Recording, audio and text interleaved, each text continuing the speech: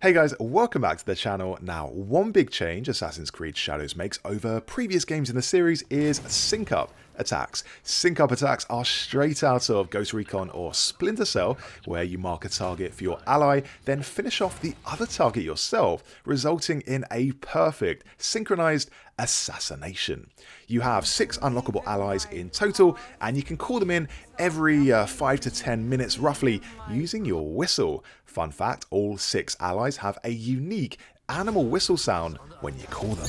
Yagoro is the stealth ally, and this person appears on rooftops and launches throwing stars at people, then disappears in a puff of smoke. Quite literally, he will just disappear. To use him to his full effectiveness, you can actually mark people on screen yourself, and Yagoro will send out a lethal projectile their way, taking them out in one hit.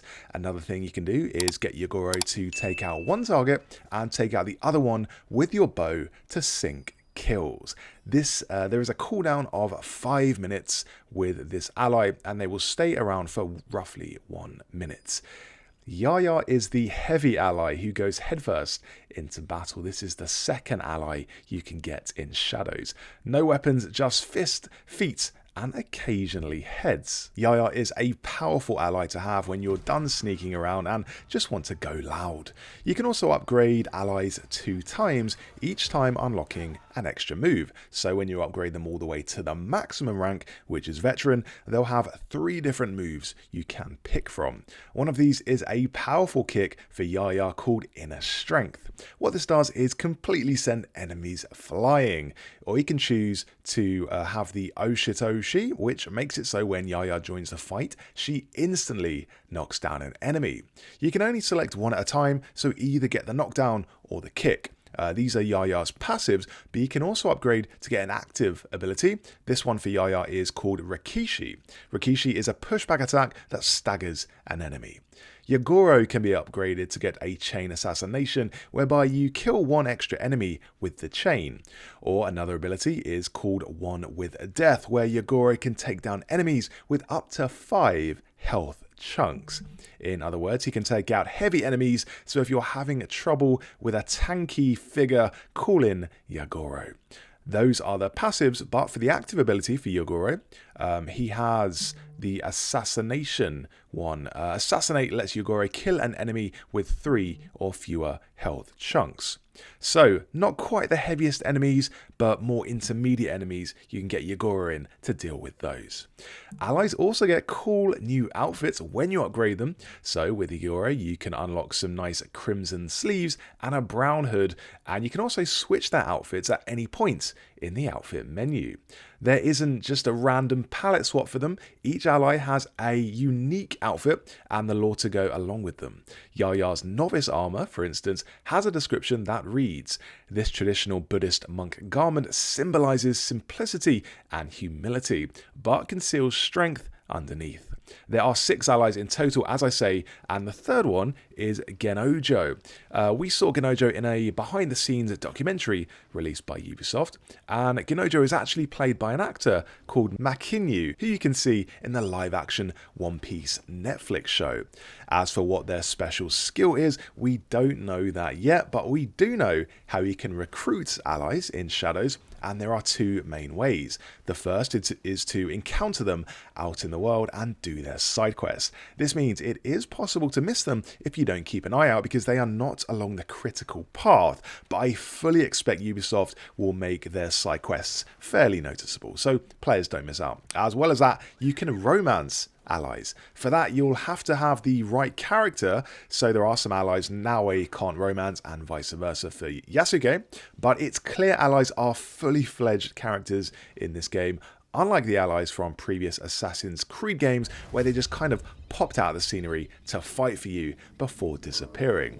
So side quests are one way you can recruit allies, the other is by building a dojo. When you build your dojo in your base, you can then recruit allies, and this is where they are likely to live, and you could probably just encounter them as you're going about your day-to-day business exploring your base. Next up, free weapons. Yes, you can get an exclusive weapon in Shadows right now before the game is even released by scanning this QR code. I will leave it up on the screen, so scan this in And basically this is a collaboration with a root beer company. The idea is you buy these root beers, scan the code on the can and unlock the weapon. But for some reason they've actually put the code right there on the can and you can see it in pics. So scan the code, fill out the form with an email address and phone number, and you can get the weapon. You actually don't need a phone number. I've tried this without a phone number. You can leave it blank and that still works. And once that's done, you can get yourself this. It's called the Slash of Sprecher Naginata, an epic tier weapon with custom artwork and enhanced firepower. It offers players an exclusive edge in their journey. I don't think you actually will be able to buy this in in-game stores, so this may be your only chance to get this weapon. How do you unlock it before the game is even out though? Well, you just log into your Ubisoft account, then enter the code where it says enter code. Just follow these steps. Once redeemed, the weapon will be waiting for you when you load into Shadows for the first time. I think there will be loads more unlocks to come as we get closer to launch, so this is always exciting stuff, the chance to get free content without doing very much at all. Onto world activities now, and each character gets 2 unique activities that only they can do. For Yasuke, it's horse and bow training, so this is one of them. Here you ride down a corridor and have to hit targets with your bow. There are 2 different rankings for this. Champion is where you hit 4 targets, and Legend is where you hit all targets, so that's going to be slightly more difficult. Your reward for doing activities is knowledge points. These are used to upgrade skills. The better your ranking in the activities, the more knowledge points you will get, and obviously the faster you will upgrade your skills and earn new ones. The same goes for Yasuke's second unique activity, weapon training. This goes by the name of kata, or kata. Here you have to match the button prompts and do moves, and again, you will get knowledge points for doing so. The better you do, the more knowledge points you will get. You can find Yasuke's activities while playing as Naoe, so don't worry about missing them, but you will have to switch over to Yasuke to do his specific activities. A touch master. He might be one of the teachers that Yasuke is looking for. Naoe's first unique activity is meditation. This is a bit like Yasuke's kata minigame, but instead you're matching buttons with more of a rhythm as you meditate on the ground. At one point the buttons will disappear, so you have to rely on rhythm alone to match the buttons. Now the special thing about this activity in particular is that they trigger flashbacks upon completion. So finish each meditation minigame and you will unlock a cutscene about Naoe's past. I'm pretty sure Yasuke has one as well because he's not going to be abandoned when it comes to lore and backstory, but I know for sure that the meditation unlocks cutscenes about Naoe. The second unique activity for Naoe is a parkour trail. Obviously Yasuke won't be able to do this as it requires the grappling hook and other more agile movements, so yeah, that's going to be our exclusive one for Naoe, and to be honest this is the one I am most looking forward to. Another activity in the game, and one both can do, is sketching. You can sketch scenes you come across in the game, like one of them is a koi pond, you can just sit there, sketch the fish, and another one is a heron about to take flight. All of these are completely one-offs, so you won't have to keep just sketching kois or herons over and over, so we get a nice little unique cutscene every time. Another activity in the game, and this again goes for both characters, is collecting lost pages.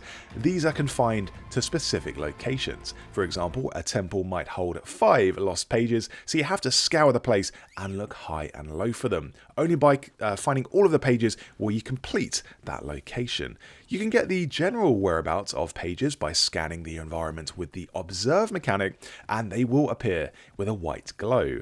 This will also mark them on the map as well as on the HUD at the top of the screen. Another activity is praying at shrines. So walk up to a shrine, pay your respects and earn the easiest knowledge points of your life. Speaking of shrines, there are an altogether different type of shrine, and these give you temporary buffs. One of them boosts your damage for a period of time, another will boost your health and stamina.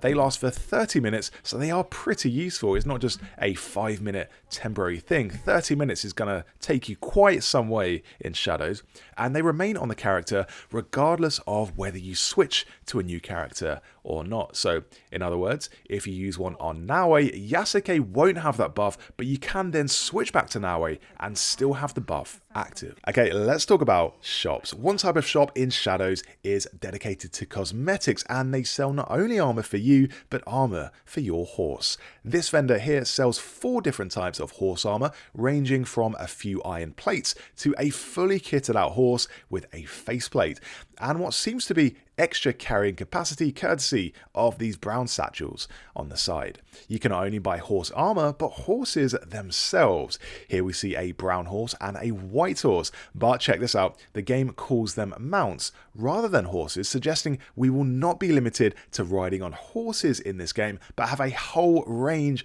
of different mounts to use. After all, other Assassin's Creed games had things like bear mounts, griffins, and unicorns, so you can only wonder what these will be. Oh yeah, and the wolf, don't forget my buddy, the big giant wolf.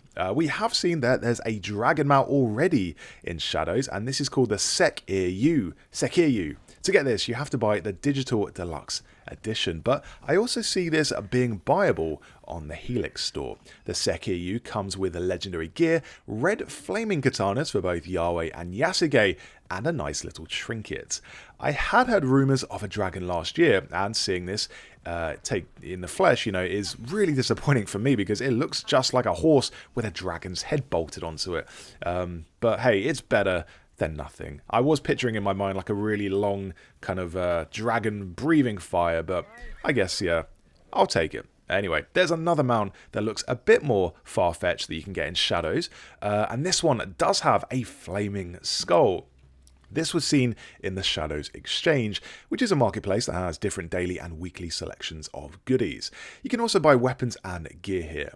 The cosmetics vendor also sells ornaments for your hideout, and these range from common, indicated by green colours, to rare, indicated by purple, to epic, which are gold. One of these is a varnished box, another one is a fountain, just to give you some examples. But back to horses, and did you know Yasuke and Naue have their own specific mounts? Yasuke, for instance, has a much bigger mount that you can kit out in full samurai armor. These can be matched to your own armor, so the horse here has an intimidating pair of horns that go along with Yasuke's own. There's also another example of horse armor here with this black sort of obsidian looking plating, really like this one. You can mix and match different horses with different horse armors. One thing to note is you cannot train your horses like in Valhalla. So if you remember, in that game you could increase the health of your mounts as well as the stamina and swim capability. That means right from the start of Shadows you have a fully upgraded horse. Unlike Valhalla, your horse can swim straight away, ride at top speed, and have max health. You don't have to build up to it. However, that only applies to horses you actually own. If you steal a horse from someone else, you will not have those extra boosts. It's going to be a run-of-the-mill horse. Anyway, that's it for the changes in Assassin's Creed Shadows. Hope you enjoyed the video, guys. Subscribe to the channel for loads more Assassin's Creed Shadows videos as we get closer to launch and indeed after launch. Thanks so much for watching. Hope you enjoy the rest of your day. Okube has yet to resurface.